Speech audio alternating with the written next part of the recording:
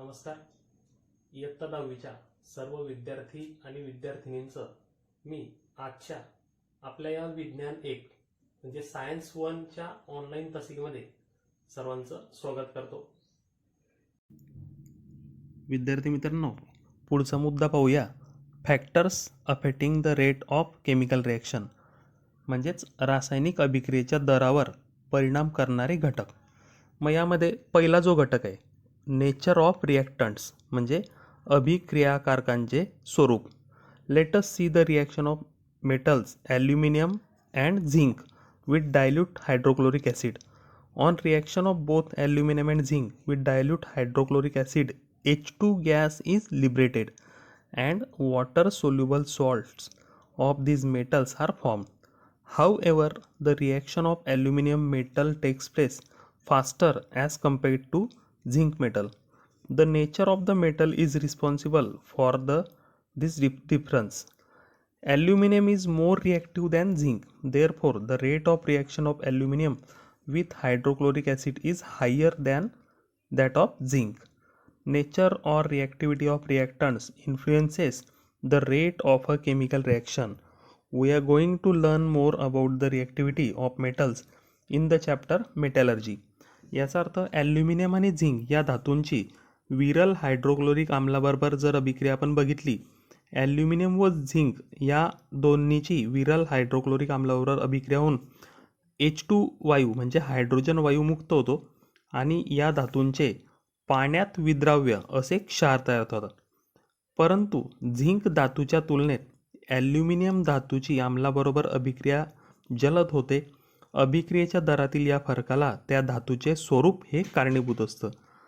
Aluminium हा झिंकपेक्षा जास्त अभिक्रियाशील म्हणजेच रिॲक्टिव्ह आहे आणि म्हणून हायड्रोक्लोरिक आम्लाबरोबर ॲल्युमिनियमच्या अभिक्रियेचा दर हा झिंक बरोबरील अभिक्रियेच्या दरापेक्षा जास्त असतो. अभिक्रियाकारकांचे स्वरूप किंवा अभिक्रियाशीलता रासायनिक अभिक्रियांच्या दरावर परिणाम करते. धातूंची अभिक्रियाशीलता याविषयी आपण धातू विज्ञान या पाठात अधिक माहिती घेणार आहोत. दुसरा जो घटक आहे तो आहे size of the particles of reactants, म्हणजे अभिक्रियाकारकांच्या कणांचा आकार. Here we have a practical as try this म्हणून म्हणजे करून पाहूया. इथं एक प्रॅक्टिकल दिलेलं आहे. For this practical we need apparatus, 2 test tubes, balance, measuring cylinder etc. म्हणजे 2 परीक्षा नळ्या, वजन काटा आणि मोजपात्र इत्यादी साहित्य लागणार आहे. यासाठी केमिकल्स लागणार आहे. Piece of Shahabad tile, powder of Shahabad tile, dilute HCl etcetera म्हणजे शहाबादी फरशीचे तुकडे, शहाबादी फरशीचा चुरा आणि विरल हायड्रोक्लोरिक ॲसिड इत्यादी. मग या ठिकाणी प्रोसिजर दिलेली कृती दिलेली आहे. Take pieces and powder of Shahabad tile in equal weights in 2 test tube. Add 10 ml dilute hydrochloric acid in each of the test tube. Observe whether effervescence of CO2 is formed at a faster or slower speed. You must have found in the above activity that the CO2 effervescence is formed slowly with the pieces of shahbad tile while at a faster speed with a powder. The above observation indicates that the rate of reaction depends upon the size of the particles of the reactants taking part in the reaction. Smaller the size of the reactant particle, higher is the rate of reaction. याचा अर्थ 2 परीक्षा नळ्यांमध्ये जर सारख्याच वजनाचे शहाबादी फरशीचे तुकडे आणि एका परीक्षा नळीमध्ये शहाबादी फरशीचा चुरा घ्या. दोन्हीमध्ये प्रत्येकी 10 ml हायड्रोक्लोरिक ॲसिड टाकलं तर कार्बन डायऑक्साईड वायूचे बुडबुडे जलद गतीने तयार होतात की मंद गतीने याचं निरीक्षण करा. या कृतीत तुमच्या लक्षात येईल की शहाबादी फरशीच्या तुकड्यांबरोबर कार्बन डायऑक्साईडचे बुडबुडे हे हळूहळू तयार होतात, कारण त्या ठिकाणी शहाबादीचे जे तुकडे असतात त्या आकाराने मोठे असतात. तर ज्या टेस्ट ट्यूबमध्ये भुकटी टाकलेली असते म्हणजे शहाबादी फरशीची पावडर टाकलेली असते त्या ठिकाणी मात्र हे बुडबुडे अतिशय जलद गतीने तयार होतात, कारण त्या ठिकाणी रिॲक्शन ही खूप फास्ट होते. वरील निरीक्षण असे दर्शवते की अभिक्रियेचा दर हा अभिक्रियाकारकांच्या कणांच्या आकारावर अवलंबून असतो. रासायनिक अभिक्रियेत भाग घेणाऱ्या अभिक्रियाकारकांच्या कणांचा आकार जेवढा लहान असेल तेवढा अभिक्रियेचा दर हा जास्त असतो. मग पुढचा आता घटक पाहूया, कॉन्सन्ट्रेशन ऑफ रिॲक्टंट्स म्हणजे अभिक्रियाकारकांची संहती.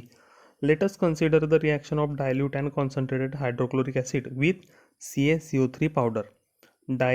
Dilute HCl reacts slowly with CaCO3 and thereby CaCO3 disappears slowly and CO2 also liberates slowly. On the other hand, the reaction with concentrated HCl takes place rapidly and CaCO3 disappears fast.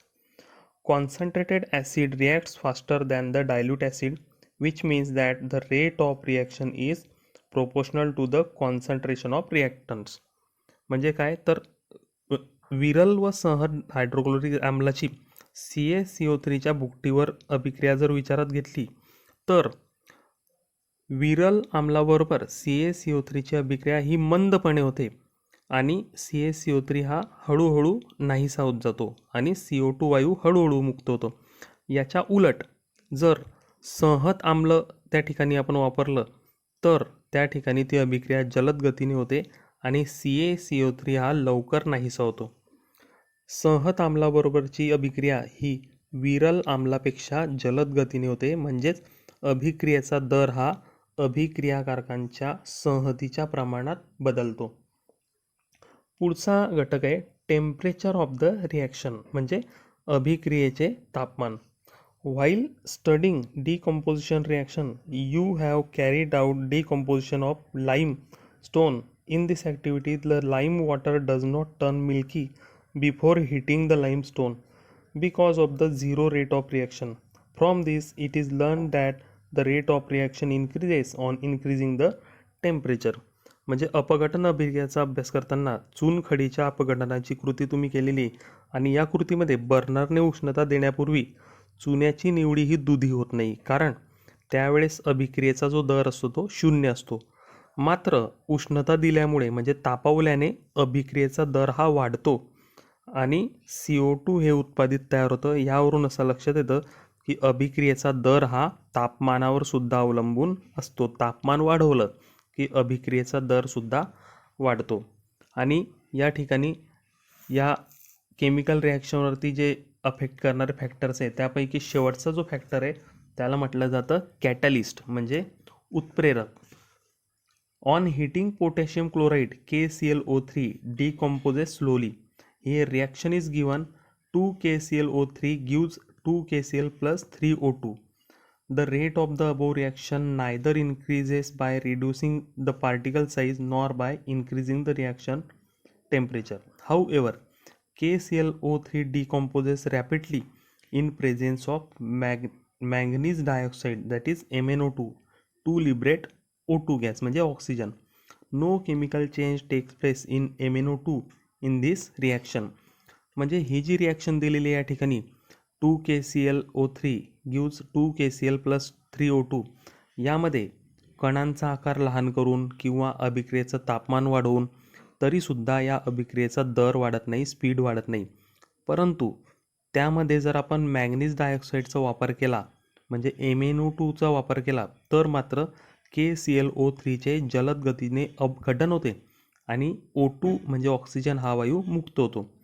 या अभिक्रियेमध्ये manganese डायऑक्साईडमध्ये कोणताही रासायनिक बदल होत नाही. मग यावरून या ठिकाणी आपण कॅटॅलिस्टची डेफिनेशन अशा प्रकारे करू शकतो. The substance in whose presence the rate of a chemical reaction changes without causing any chemical change to it is called a catalyst. So this is the definition of catalyst. म्हणजे ज्या पदार्थाच्या केवळ उपस्थितीमुळे रासायनिक अभिक्रियेचा दर बदलतो परंतु त्या पदार्थामध्ये मात्र कोणताही रासायनिक बदल होत नाही अशा पदार्थाला उत्प्रेरक असं म्हणतात. कॅटॅलिस्ट म्हणजे उत्प्रेरक. The decomposition of hydrogen peroxide into water and oxygen takes place slowly at room temperature. You can see the equation 17. However, the same reaction occurs at a faster rate on adding manganese dioxide powder in it. म्हणजे hydrogen पेरॉक्साईडचे विघटन होऊन पाणी व oxygen तयार होण्याची अभिक्रिया ही कक्ष तापमानाला खूपच मंद गतीने होत असते. परंतु तीच अभिक्रिया जर आपण मॅंगनीज डायऑक्साईड म्हणजे MnO2ची पावडर टाकल्यावर जर केली तर मात्र ती अभिक्रिया जलद गतीने घडत असते. So these are the factors affecting the rate of the chemical reaction. हे जे आपण सगळे घटक होते हे आपण पाहिले जे रासायनिक अभिक्रियेच्या दरावर परिणाम करत असतात म्हणजे त्या अभिक्रियेचा दर वाढवत असतात.